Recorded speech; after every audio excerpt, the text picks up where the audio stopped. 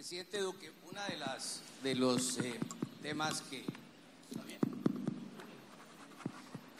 temas que el presidente Duque realizó durante su paso por el BID fue lo que es hoy por hoy sin duda la publicación de mayor éxito que haya realizado el banco. Nosotros hacemos investigaciones de economistas muy sofisticados de todo tipo de temas, pero fue la economía naranja la que realmente captivó muchísimo a millones de latinoamericanos. Entonces yo quisiera empezar, estamos hablando de la inclusión, estamos hablando de los temas de género, pero también su visión de la economía naranja, lo que esto significa en el empleo, lo que significa en el PIB. Usted hablaba de que en el caso de Colombia es prácticamente 3,5 puntos, de lejos mucho más que el café, que mucha de la minería. Pero cuéntenos un poco su visión de la economía naranja y después vamos hablando aquí con Carlos un poco los dos sobre lo que esto significa y sobre la construcción de valores que se puede hacer a partir de la economía naranja. Bueno, muchas gracias, presidente Moreno, por esta invitación hoy a inaugurar ForoMIC. Quiero felicitarlo a usted, felicitar al Banco Interamericano de Desarrollo, y me alegra ver que el FOMIN se convierte en BitLab. Creo que es un paso muy importante para convertir a lo que antes era el Fondo Multilateral de Inversiones en una incubadora de nuevas ideas. Felicitaciones, y creo que el presidente Moreno y todo el equipo del BID se merecen un gran aplauso por ese paso importante institucional. Lo otro que debo decir es darle un saludo muy especial con gratitud al maestro Carlos Vives, que no solamente son los grandes ídolos de nuestra cultura, sino que además cuando uno piensa en economía naranja y en industrias creativas, usted hace parte del grupo de los precursores, maestro Carlos, y creo que todos también siempre le debemos brindar a usted un abrazo y un aplauso por su dedicación a la cultura de nuestro país. Presidente Moreno, a la pregunta de la importancia de la economía naranja, yo creo que nosotros tenemos que sacudirnos un poco, y eso fue lo que hace 5 años empezó con el libro. La cultura es desarrollo, y normalmente nunca se le daba una importancia tan grande en una agenda que había estado muy concentrada en temas quizás mucho más áridos. Y cuando usted me dio el apoyo en su momento para iniciar esa investigación, encontramos una frase que alguien decía, que existen cosas que sabemos que conocemos, cosas que sabemos que desconocemos y cosas que no sabemos que desconocemos.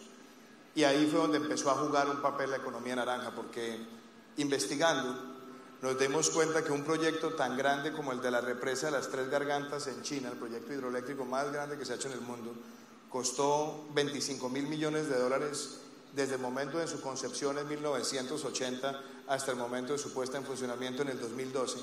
Y en el mismo periodo, los 10 musicales más importantes de Broadway vendieron en boletería y mercadeo $27.000 millones, $2.000 millones más. Y con esa curiosidad empezamos a indagar y a averiguar qué estaba pasando en América Latina. Y nos dimos cuenta que 4 grandes sectores, donde está primero patrimonio, festivales, carnavales, gastronomía, museos, después las artes visuales, pintura, escultura, fotografía, después las artes escénicas, donde está la música, el teatro, la ópera, la zarzuela, los títeres, los medios, en una tercera categoría, radio, televisión, cine, digitales, y después las creaciones funcionales, donde está publicidad, arquitectura, diseño. Todo esto en un país como Colombia es 3 veces el aporte al PIB que hace el café, sin demeritar, por supuesto, el aporte del café. Y es mucho más grande que la minería, y es una gran fuente de empleo. Entonces, lo primero era reconocer el valor, y lo otro, darnos cuenta que cuando se combina cultura con tecnología, propiedad intelectual, somos capaces de multiplicar de manera infinita el valor de este sector. Y yo ahí quiero hacerle un reconocimiento a usted, maestro Carlos, porque esto se hace es con atrevimiento, casi que tomando todos los riesgos. Por allá a mitad de los años 90, cuando usted creó la provincia y lanzó clásicos de la provincia, era una apuesta para rescatar todo lo ancestral de nuestros grandes juglares. mezclándole ¿qué? Su talento, su creatividad, un gran grupo de compositores, y a partir de ahí el vallenato en Colombia tuvo un nuevo renacer internacionalmente, y eso ha permitido que la industria musical en Colombia es hoy quizás la más importante de América Latina. Y no es porque usted esté acá, no sería explicable la situación de hoy si usted no se hubiera atrevido a apostarle a esa economía naranja en los años 90. Eso es tan claro como eso. Y dos comentarios adicionales. El Estado necesita abrir los canales para que esos sectores crezcan.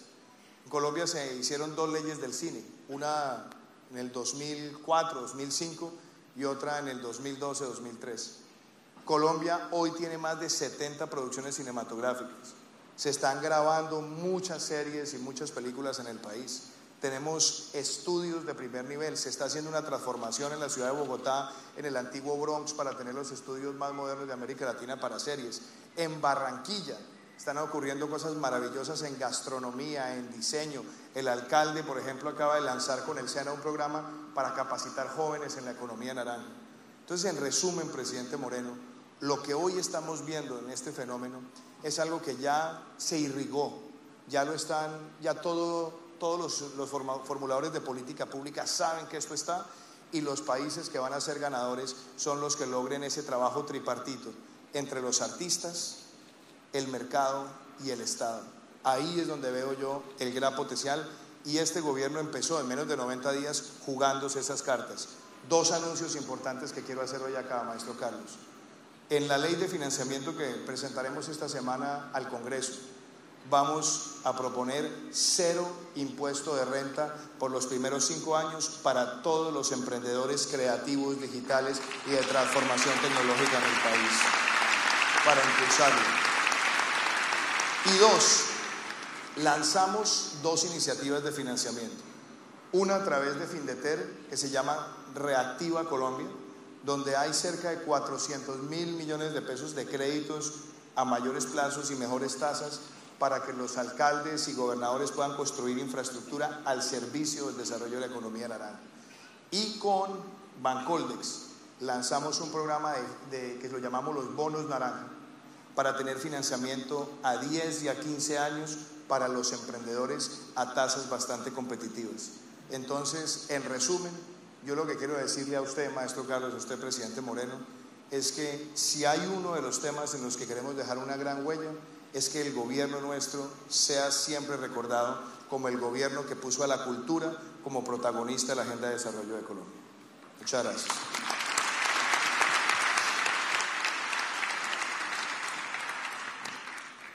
Carlos, cuando empezaste toda esta travesía, pues parecía como un error estadístico tener éxito con tantas dificultades.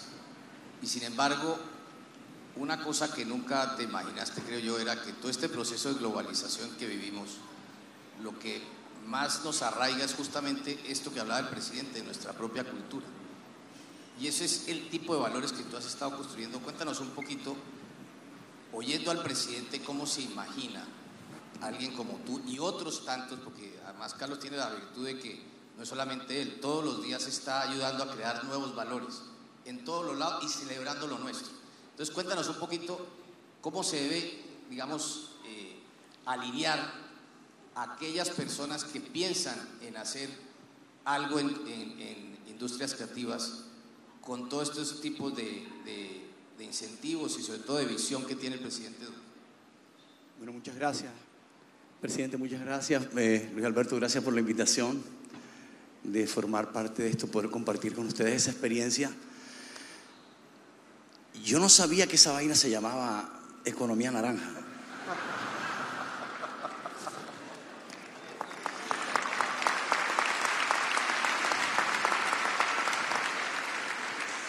Pero yo creo que tiene que ver, porque al final en mi proceso yo había tenido la oportunidad de actuar, había tenido la oportunidad de cantar y de cantar la música que había para un galán de televisión en la época, que eran las baladas, que lo hice con la misma alegría que canto hoy mis vallenatos.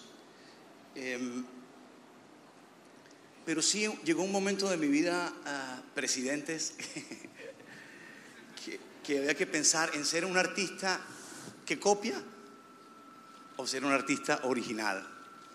Ofrecerle al mercado de la industria, que es lo que uno es, industria dentro de la música. Así cantemos vallenatos, no somos folclore, no lo podemos ser. Aunque sea esa la fuente a donde vamos a beber para alimentar nuestra industria. Estamos acostumbrados a beber en otras fuentes, siempre bebíamos en otras fuentes. Y lo disfrutábamos porque los colombianos tenemos muchos chips por nuestros orígenes. Hemos sido ese cruce de caminos en América, que nos pinta de una manera muy diversa y muy particular. Pero realmente lo que hacíamos hasta entonces era un poco querer formar parte copiando. Ya lo decía Simón Rodríguez parado en La Guaira, cuando empezaba a llegar a ver los barcos de Europa y decía, mira cómo inventa Europa y mira cómo copia América. Hablando de la América Latina, la América hispanoparlante, ¿no? Porque al final nuestro proceso de colonización nos dejó mirando siempre a otro lado y no mirábamos mucho para acá. Nuestros ancestros españoles siempre nos decían Europa es lo máximo y siempre fuimos en nuestro origen. Surtíamos materias primas, surtíamos a Europa de cosas. La geografía de los montes de Santa Marta que entran al mar no eran así. Así quedaron después de 200 años de exportar marmolete. Y están en los baños de casas en Francia, están en los baños. Porque un poco quiero contar esto, porque un poco nos dejó un poco ese sentido de siempre mirar hacia afuera. Y esa frase de la mamá que decía, prepárate para que llegues muy lejos. Y ojalá ese lejos sea trabajando en Europa o viviendo en los Estados Unidos. Y eso nos marcó un poquito y entonces siempre dejamos de mirar lo nuestro. Y yo un poquito como artista y como colombiano, dentro de una generación que soñaba con irse, decidí quedarme. Decidí que iba a trabajar con la música y una música que me unía a gente que yo amaba profundamente, que son los vínculos por lo general. Decía mi maestra Delia Zapata Olive, ella decía, no se ama lo que no se conoce. Y entonces empecé a trabajar con mi música y sí pasaba eso, presidente Moreno, eso de que no, tú no cantes vallenatos, tú no eres como para cantar vallenatos, ¿no? Un poco eso, un poco ese proceso de que no iba a ser fácil, pero que había algo tan real y tan verdadero para un artista. Entonces ya empezaba yo a dejar de ser un artista que copiaba para ser un artista original y tener algo original. Creo que es más valioso que soñar con tener mucho público, soñar con ser un artista original. Y ser un artista original era servirle a mi país y a mi comunidad como artista, porque todos estamos para el servicio de la gente, todos estamos para servirnos mutuamente. El trabajo de todos, el del banquero, el del cantante, el trabajo del alcalde o del presidente, es para el servicio de la gente. Y yo entendía que yo era un artista que iba a estar al servicio de mi país, y con eso se auguraba de que a mí no me iban a llevar a viajar a ninguna parte, y yo estaba muy feliz porque yo no me quería ir para ninguna parte. Yo no soñaba con Hollywood, no era un artista que soñaba, yo estaba muy feliz trabajando en la calle 19, en la carrera con Cuarta, y entonces eso me hizo concentrarme en lo que tenía que concentrarme como artista, trabajar para mi comunidad, trabajar para mí como artista, servirle a mi país, y sin darme cuenta estoy sumergido en la economía naranja. Y si yo he entendido muy bien,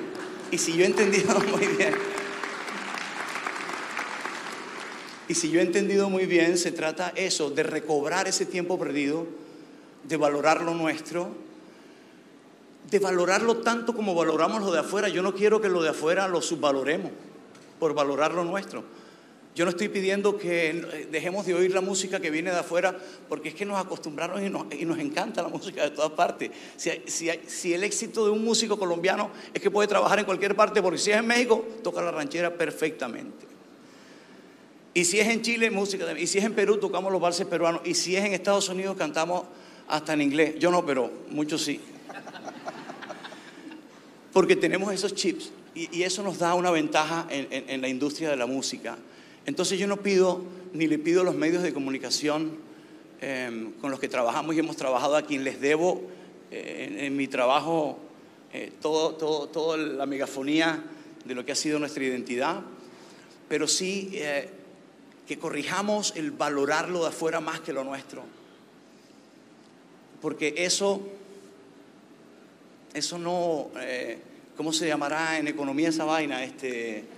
No, nos baja el valor del billete nuestro. Asimetrías. Las asimetrías, eso no nos ayuda mucho. Las asimetrías esas. ¡Ey, espérenme! Estamos en una ciudad completamente naranja, porque además es la ciudad que ha recogido un poco, no solo la cultura del río, con el carnaval que naturalmente recoge el acervo, con que el carnaval no es folclore, el carnaval es una industria, y es una industria que produce y siempre debe producir mejor. Y yo cuando hablo de folclore, es que nuestro problema de la música hasta ese momento, que apareció este muchacho de Santa Marta, era que pensábamos que hacíamos folclore. Entonces, ¿qué posición había para el joven que quería hacer música? ¿Qué posición había para el joven que quería hacer música? Hacer música de afuera, o cantar en inglés, o hacer un pop que era copia de otro pop. ¿Por qué no haces algo colombiano? No, es que yo no hago folclore. Entonces, un momento. La modernidad es música que no sea de aquí. ¿Por qué? ¿Por qué? Entonces, para ser moderno había que ser de otra parte, no se podía ser de aquí. Y cuando uno estudia la historia de la industria musical, se da cuenta que toda la música que hoy se conoce como electrónica, rock and roll, todo lo que llamamos música moderna, nació de un folclore. Y nació de un folclore muy parecido al nuestro, que es el folclore del sur de los Estados Unidos, donde nació el blues, el zydeco, el ska, todo lo que generaron nuevas corrientes después, el hip hop y el funk y todo eso. Tenemos ahí sí una simetría curiosa, presidente, en la cuenca del Caribe, y nosotros somos ese epicentro. Yo lo canté en una canción cuando digo que la ciudad de New Orleans se parece a Barranquilla. Yo ni siquiera lo sabía realmente, las conexiones que teníamos. Entonces, de un folclore, y yo digo folclore es ese compositor que hace canciones no para vender discos, sino que tenían un sentido social y una razón de ser dentro de su comunidad, dentro de su pueblo, dentro de su ambiente campesino. Y cuando alguien le pone el primer bajo a un vallenato, dejó de ser folclore para volverse rock and roll. Lo entiendan o no lo entiendan aquellos que piensan que el rock and roll solo es el inglés o el americano. Entendemos entonces que podríamos hacer nuestra música, ya en vez de copiar y copiar y copiar lo que ya se ha copiado, empezar a trabajar con nuestra música y a partir de los patrones de nuestra música encontrar nuevos sonidos. Nos han llamado de todas maneras, a veces no han sabido cómo llamarnos. Nos llamaron tropipop, nos han llamado Colombian pop. Todos son acertadísimos, porque es la verdad. No somos folclore, empezamos a hacer un nuevo sonido. Y entonces un poquito ese fue nuestra... Y explorando eso, presidente, hay todos los caminos y todas las posibilidades y toda la riqueza. Hemos trabajado con un sello de música local, producimos música local. Colombia es un país de regiones, somos muchos países en uno solo, tenemos muchas afluentes hacia la cultura de diferentes tendencias del Pacífico, de los llanos, del Caribe, del altiplano, de la Amazonía, de los Santanderes, ¿no? De todas partes nos llueven formas que al final nos alimentan y están para alimentar una industria y para inventarnos y reinventarnos con ellos nuestra música todo el tiempo. Y me estoy alargando, ¿verdad? Sí. Bueno, es un poco eso. Gracias.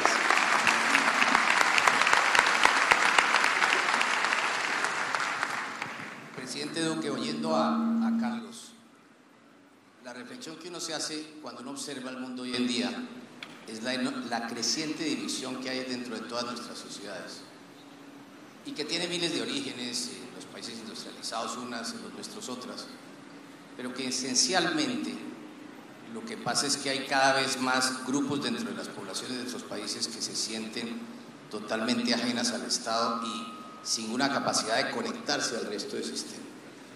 Y sin embargo, creo que uno de los efectos de todas estas industrias es de encontrar otra vez un hilo conductor dentro de nuestra propia sociedad. ¿Cómo ve usted la capacidad de usar esto alrededor de construcción de civilidad, de ciudadanía, de respeto, de volver otra vez a encontrarnos desde la cultura? Pues yo pensaría, presidente Moreno, Carlos, y lo hacía escuchando lo que usted decía con mucha pasión. Y déjeme por un segundo utilizar el ejemplo de la provincia. Cuando uno ve el caso particular del maestro Carlos y la provincia, es un hilo común que se puede llamar vallenato, pero un hilo común enriquecido por muchísimas expresiones. La provincia tiene un baterista bogotano como Pablo Bernal, tiene un pianista también del interior como Carlos Iván Medina, tiene al Papa Pastor, tenía a Maite, tiene a Iván Benavides, tenía una expresión de distintos departamentos de Colombia con un hilo conductor. Y yo recuerdo inclusive que le incorporaron el jazz en su momento con Arnedo, el maestro Arnedo al comienzo, con algunas de sus expresiones. Entonces el hilo común está y el hilo común se va enriqueciendo, y yo lo veo en el caso de la música. La provincia constantemente está innovando sin perder la esencia. Entonces llaman a Michel Teló y cantemos y compongamos, y después se encuentran con algunas figuras del reggaetón o llaman figuras de distintos géneros y se sigue construyendo en un hilo común. ¿Por qué me gusta traer este ejemplo? Porque ese ejemplo lo estamos viendo ya también en un contexto que crece regionalmente. Lo vemos en el cine. Nosotros vemos hoy figuras como Ciro Guerra en Colombia, que ha producido cine de gran calidad, que ya estuvo nominado al Oscar a Mejor Película Extranjera, que ahora acaba de hacer otra nueva producción espectacular, acaba de sellar con Netflix también una serie, y entonces él empieza a llamar talento de distintos lugares. Entonces ya tenemos cinematógrafos colombianos, maquilladoras especializadas colombianas, tenemos postproducción, edición, y es un hilo común, que es una historia, una narrativa quizás regional que empieza a agregar. ¿Qué hace falta? Yo creo que esa es la gran pregunta. Carlos decía, yo no sabía que esa vaina se llamaba economía naranja. Yo tampoco. Y nos fuimos encontrando para darle una definición. Y realmente lo que pasaba era que todos los grandes emprendedores culturales en nuestros países surgían casi que de manera silvestre, sin que el Estado le diera una importancia al sector. Y resulta que estamos ante un sector que es 3 veces el café o casi 2 veces la minería, y no teníamos una narrativa como país donde el Estado terminara ayudando o participando, ni siquiera ayudando, participando, facilitando. Y uno hoy lo ve acá en Barranquilla. Hace una semana hicimos acá uno de los talleres Construyendo País en Malambo, y estaba la banda de Baranoa, la banda juvenil de Baranoa, muchachos con una energía tremenda. Y usted recordará, presidente Moreno, que nosotros los llevamos por primera vez fuera de Colombia a presentarse en la ciudad de Washington, y ya todos estos niños son artistas que están haciendo una transición a ser grandes emprendedores musicales. Nosotros vemos en esta ciudad el diseño de modas en Barranquilla de una fuerza tremenda. Vemos lo que está pasando con la gastronomía, vemos lo que está pasando con la arquitectura. Cada vez más arquitectos barranquilleros mostrándose en América Latina. ¿Cuál creo yo que es la historia y la narrativa? Nosotros tenemos que llamar a Colombia. Colombia es tierra de creatividad. Total. Y nosotros tenemos reservas de petróleo para menos de 7 años, pero tenemos reservas inagotables de creatividad y tenemos que entender que ahí hay un gran valor y un gran capital humano.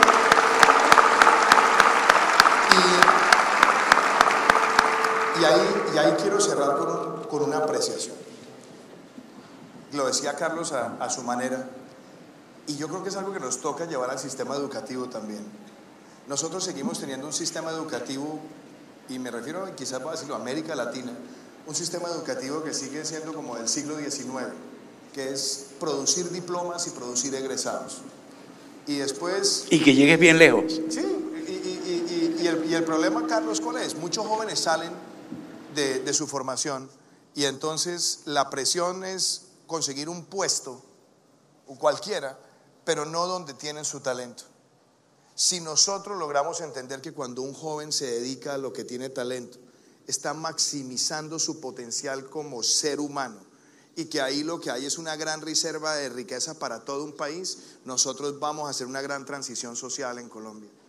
Y eso lo pongo en un contexto de cosas maravillosas que están pasando en el Caribe. Aquí, muy cerca de Barranquilla, en Cartagena, el maestro Álvaro Restrepo con el Colegio del Cuerpo, una gran compañía de danza donde él llama a jóvenes de distintos lugares de la ciudad y donde le quita cualquier distinción de ingreso y cualquier distinción de estrato y dice, acá lo que hay es estrato talento.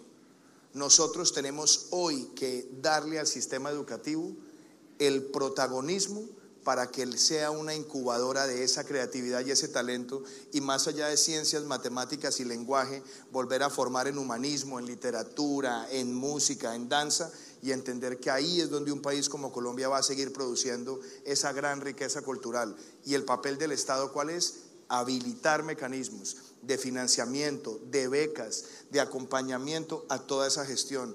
Y cierro además con un tema, artesanías, por ejemplo.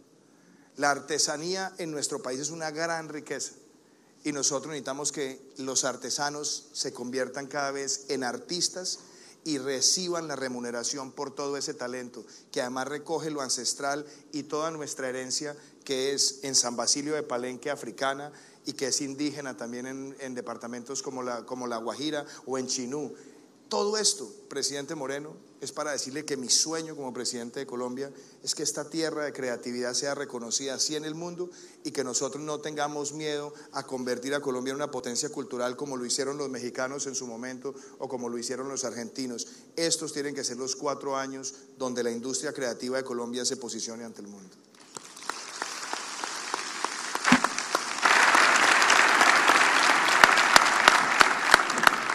Carlos, el presidente Duque hablaba de creatividad. Tú has logrado una cosa muy difícil para cualquier artista y es reinventarte todo el tiempo. ¿Cómo te sale toda esa creatividad? ¿Cuándo se te ocurren cosas? ¿Qué es lo que tiene que pasar para que funcione toda esa máquina creativa que tienes?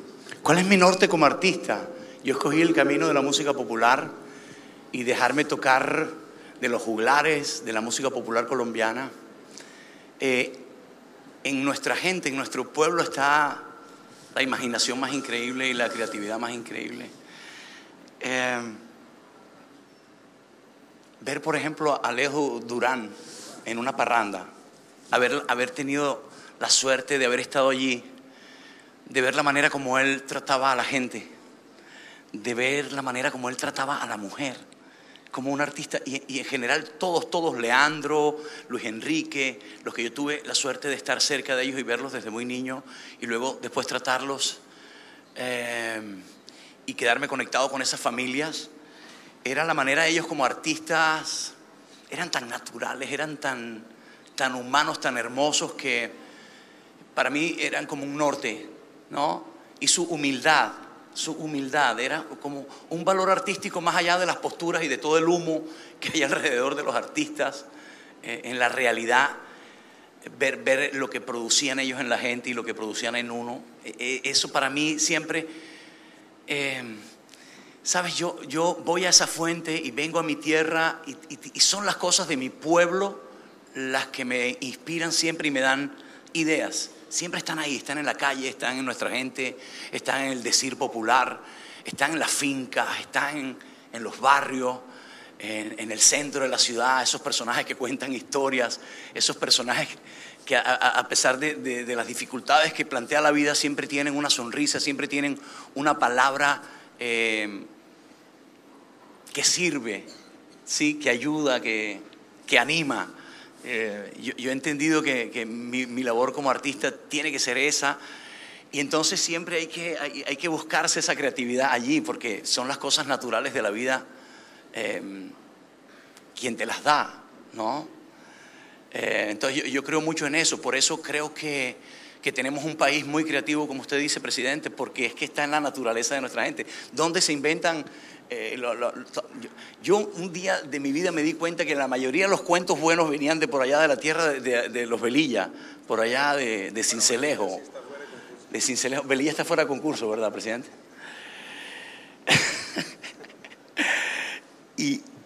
Y así lo mismo la música, ¿no? Yo me encontré trabajando, presidente, en los Montes de María, con cantadores, ¿cómo se llama? Decimeros, y esos no los conoces, ellos están allá, no los conocen sino en su pueblo. Y el talento es impresionante, y escuché a 1, 2, 3, 4, 5 decimeros y es increíble. Es increíble, es una riqueza. Como un artista como yo no tiene un encuentro con ellos y no sale inspirado. Yo salgo tratando de escribir décimas, trato de tener el encanto que ellos tienen y el poder que tienen como artistas, ¿no? Es un país que te sorprende, y eso, te estoy hablando del Caribe, digamos que es nuestra especialidad, pero el ser colombiano te enseña que de cada región hay cosas increíbles, ¿no? Mi lado paisa también, tengo mi lado paisa muy fuerte, y es sorprendente. Y estoy trabajando mucho en la música paisa, estoy produciendo, así que me encanta. Y cada región me alimenta de cosas, cada personaje que uno ha conocido en la vida y que descubre todos los días de los artistas populares, nos enseñan mucho, y uno se realimenta con ellos. Muchas gracias, Carlos. Presidente, uno de los temas que permite que la economía naranja crezca significativamente es toda esta parte tecnológica, que es como el motor para globalizar nuestra música y nuestros distintos valores culturales, y para todos, para toda nuestra región. Usted ha estado pensando mucho en eso. Cuéntenos un poquito sobre cómo ve esa dimensión, que no hay duda que va a ser un motor cada vez más importante. Pues yo pensaría que lo digital y lo tecnológico hoy es la superautopista de los contenidos, y por eso es tan importante que los países, sobre todo de América Latina, no lleguemos tarde a la revolución de los contenidos. Nosotros llegamos tarde a la revolución industrial, llegamos un poco tarde a la revolución digital, y lo que no podemos es llegar tarde a la revolución de los contenidos, entre otras cosas porque esa va a ser nuestra gran esencia en la cuarta revolución industrial. Nosotros quizás, y no es porque no creo que lo podamos hacer, pero nosotros no vamos a ser quizás más ganadores en robótica, o no vamos a ser más ganadores en Internet de las cosas. Podemos ser ganadores, pero no vamos a ser los que más ganemos. Pero en materia de creatividad y de contenidos definitivamente sí tenemos una capacidad enorme. Ahora, ¿de qué depende que lo hagamos bien? Y yo creo que aquí hay que tomar dos decisiones. Una, acelerar la conectividad. Los países de América Latina tenemos que acelerar la conectividad. En Colombia hoy podemos decir que hay una penetración, por ejemplo, de Internet móvil que todavía no supera el 45%, altamente concentrada en ciudades. Necesitamos llevarla a las zonas rurales. Y sobre todo, la gran posibilidad de acceso a contenidos también está determinada por la facilidad que hay de tener planes de datos o de tener conexiones a Internet de alta velocidad inalámbricas en centros urbanos o centros rurales. Ahí nos toca hacer la gran transformación, y desde luego esa es la apuesta que nosotros estamos haciendo desde el gobierno. En menos de 90 días presentamos al Congreso una ley de reforma de las telecomunicaciones que a mi modo de ver está inspirada en la experiencia reciente de España. España tuvo una crisis en el 2009, y entre el 2009 y el 2018 hizo una reforma que desreguló y trajo mucha inversión, y hoy es el país que más acelerado está en llegar al 5G en Europa con éxito, y eso permite cambiar la industria de la música. Eso permite cambiar la industria de contenidos. En el caso de la música, solamente el de la música. Ya hoy, lo que hace 30 años o 20 años empezó Carlos, que era un negocio que se hacía sencillamente con una disquera y con una distribución, hoy en día depende también de lo digital. Hoy una canción, Carlos la pone, lanza una canción, la pone en la red y son millones y millones de vistas que empiezan a generar un despliegue todavía mucho más, es más. Pero ¿cuáles son los retos? Que esa es la otra parte. Nos toca ayudar a que los artistas aprendan a jugar allí, porque los artistas emergentes la van a tener más difícil. La van a tener más difícil porque están compitiendo muchísimo. Entonces los artistas emergentes van a necesitar también padrinos, mentores. Van a necesitar que tengamos más lugares para la producción, más estudios de producción. Vamos a necesitar que los estudios de producción tengan facilidades para constituirse. Vamos a necesitar seguir experiencias como la de Islandia con el mercado público de la música, donde están todas las bandas por distintos géneros y pueden ofrecer sus servicios. Y vamos a necesitar también llevarle espacios para que los artistas se puedan presentar. Y cuando nosotros hicimos la Ley Naranja, mi mayor obsesión en la Ley Naranja eran dos cosas. Una, que tuviéramos una línea con Findeter para que tuviéramos más espacios públicos donde los artistas pudieran presentarse y conectarse con la ciudadanía para que la ciudadanía apreciara su creación. Dos, que una vez la creación estuviera, el mundo la conociera. Y ahí es donde nosotros queremos hablar de un mercado interamericano de contenidos originales. Y aquí lo quiero explicar a usted para que nos ayude con esto, presidente Moreno. La gran mayoría de la música y el cine latinoamericano pasa por la distribución norteamericana. Eso no es malo, no es necesariamente malo, pero necesitamos tener nuestra propia distribución. Que la música latinoamericana se mueva con facilidad y que no dependa solamente del distribuidor que está en los Estados Unidos. Y que eso nos permita hacer co-creación, co-distribución, co-comercialización, para que los productos de la región, cuando Carlos trabaja con un artista brasilero, el producto creado sea tan brasilero como colombiano y se mueva con tanta facilidad para no estar pagando doble tributación en un régimen. Entonces, y eso tiene que ver con lo digital. Y mi última observación en esto, que es otra apuesta muy grande. Lo digital ha cambiado la fotografía, lo digital ha cambiado la música, lo digital está cambiando el acceso, por ejemplo, al cine y está cambiando el acceso a series. Lo digital está cambiando la industria de videojuegos. Este es un país que tenía hace 20 años una industria que no llegaba al 0.1% de la industria creativa y hoy los videojuegos representan el 12% de la industria creativa del país. ¿Cómo se acelera eso? Con lo digital. Y quiero hacerle una mención a alguien que está hoy acá con nosotros. Acá está el alcalde de Medellín, Federico Gutiérrez, que está haciendo un proyecto importantísimo en secuencia con Ruta M, que es el Distrito Naranja de Medellín, donde pueden llegar todos estos productores, todos estos creativos y encontrar el acceso a lo digital. Entonces, definitivamente, presidente Moreno, si nosotros queremos que la economía naranja siga creciendo como debe crecer en nuestros países, tiene que ir de la mano con todo el desarrollo digital, la conectividad y el acceso a Internet de alta velocidad. Sé que se nos acaba el tiempo, presidente, pero estando aquí con Carlos, no puedo menos que hacerle una pequeña encerrona. Y se trata de lo siguiente. Carlos ha venido promoviendo, tras la Perla, una iniciativa de reconstruir los valores de Santa Marta de manera importante. Para allá voy, ¿no? Y, no, pero lo quiero ir para que se vaya calentando para cuando llegue. Entonces, tras la Perla, que quiero que Carlos les cuente un poquito a todos y comparta, porque es una cosa realmente muy linda, desde el BID lo hemos estado acompañando, pero creo que ahí hace falta una inversión pública muy bien dirigida. Y me parece que a través de Findeter, donde hay un crédito del BID hecho, aprobado, que cerca de 400 millones, donde podemos hacer todo lo que acaba de decir. Pero ¿por qué nos cuenta Carlos en forma muy sucinta lo que está haciendo? Invitar a todos los que están acá, que seguramente pueden ir también allá a contribuir y a construir ese sueño que es realmente poner en valor la capacidad convocatoria que tiene un artista como él, que nunca se le olvidó de dónde salió ni para dónde va. Carlos. Muchas gracias.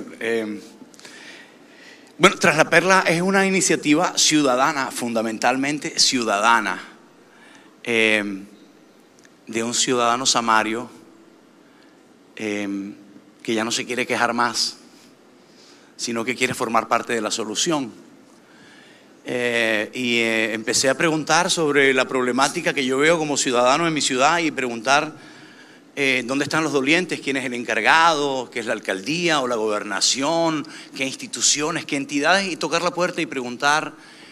Y así nació nuestra fundación, hoy es fundación, de ver cómo puedo poner al servicio, cómo puedo estar al servicio de mi ciudad y al servicio de la gente que trabaja para solucionar los problemas fundamentales de mi comunidad. Por supuesto, poner también la lupa y un poco aprovechar que me siguen, aprovechar que me quieren, aprovechar que me oyen, y unirme como ciudadano a mi comunidad, y entonces entre todos tratar de acercarnos a los líderes y ver cómo podemos dar la mano y atraer amigos. Y es muy fácil porque Santa Marta tiene el cariño de todos. Entonces es muy fácil porque yo lo que uso es el cariño que la gente tiene por Santa Marta para unir fuerzas. Y entonces tratar de que en estos 8 años que nos quedan para llegar a los 500 años podamos estar con la ciudad un poco más al día en cuanto a lo fundamental.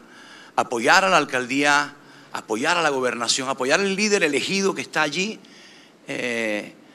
sin mirar partido político, sin mirar, sino trabajar para la comunidad. Que creo que apartándonos de todos un poquito de eso es la única manera que podemos trabajar para la comunidad.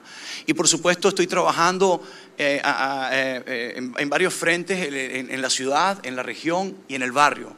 Y en el barrio, presidente, hemos empezado un piloto por un barrio que es muy querido no solamente por los samarios, sino a nivel nacional, porque muchas de sus figuras se exportaron del patio y nos dejaron un trabajo maravilloso de cariño hacia la ciudad y hacia el barrio, y es el barrio Pescadito, ¿sí? Y yo sé que Barranquilla tiene un especial cariño por el barrio porque muchos de sus ídolos nacieron allí. Y digo ídolos de los barranquilleros, no solamente de los samarios, porque han sido ídolos de los barranquilleros y donde han encontrado en el barranquillero el apoyo para sacar adelante sus sueños. Entonces, los invito a que nos conozcan un poquito de lo que hacemos, cuál es el sueño. Ustedes saben, los barranquilleros tienen que tener mucho cariño con Pescadito porque Pescadito es una de las cunas del carnaval, una de las cunas del carnaval de Barranquilla. Cuando no había nacido Barranquilla ya había llegado el carnaval de Canarias a Santa Marta y ahí están los apellidos samarios en la fundación del carnaval de Barranquilla. Así que hay algo ahí conectado entre nosotros que yo los invito a que sepan lo que estamos haciendo en el barrio, a que se acerquen un día por allá y nos echen una mano, porque creo que hemos sido injustos con el barrio y con la ciudad en general. Estamos en deuda, los ciudadanos y los dirigentes hemos estado en deuda, nos quedamos en deuda, y con el barrio Pescadito se nota más, porque un barrio que nos ha dado tantos deportistas y tan buen nombre, no haya un centro de alto rendimiento, no haya un gimnasio, no haya una piscina, no haya una cancha de fútbol de la calidad. Eso es una injusticia. Y eso no solamente es un deber de todos, de los ciudadanos, y se lo digo desde mi fundación. Entonces estamos trabajando con la comunidad. No es un trabajo de ir a hacer elefantes blancos por cumplir, sino es un trabajo consensuado con la comunidad, con el barrio. Estamos empezando construcción, si mi presidenta me lo recuerda, empiezo la construcción de la Casa de la Danza, que es un homenaje al origen del carnaval y un homenaje a la cultura de la danza y la música que tiene el barrio Pescadito. Estamos empezando construcción muy poco. Pero bueno, hacemos eso, trabajamos en eso. Estamos en estos días hablando de la contaminación de la bahía, porque Santa Marta es una ciudad que se debate entre la industria y el turismo. Y eso parece no ser compatible. Y hay una fuerza local que siempre ha querido ser industrial, que tiene esa vocación, y hay una fuerza natural que inspira a la ciudad, que es turística. Entonces hemos vivido en esa batalla. Y en esa batalla la que ha perdido es la ciudad, la naturaleza y el turismo. Y bueno, no, eso es la fundación, Luis Alberto. Gracias por la oportunidad.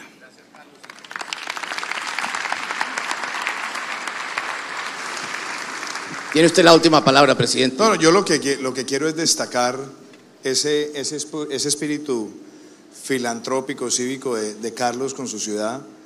Yo me voy a tomar aquí una atribución y voy a exaltar también el trabajo de la primera dama de la provincia, Claudia Elena Vázquez, que ha estado al frente de este tema con mucho ahínco.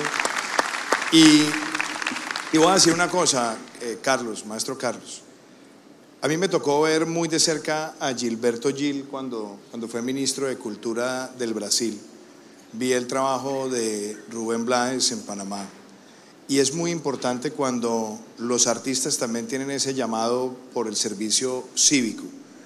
Yo creo que una ciudad como Santa Marta necesita, de cara a esos 500 años, una inversión donde todos nos pongamos la camiseta, miremos las obras prioritarias. Hay muchas necesidades, hay temas que son delicados, como el caso del acueducto. Nosotros venimos trabajando con el ministro Malagón en buscar cuáles son las mejores opciones en términos de costo y de beneficio para los habitantes. El tema también de rescatar el patrimonio ancestral, que valga decirlo, Santa Marta ha hecho cosas importantes también en la recuperación de su centro histórico, pero tenemos que hacer mucho más, temas de erosión costera, los temas de facilitar el acceso de la población más vulnerable a los bienes públicos.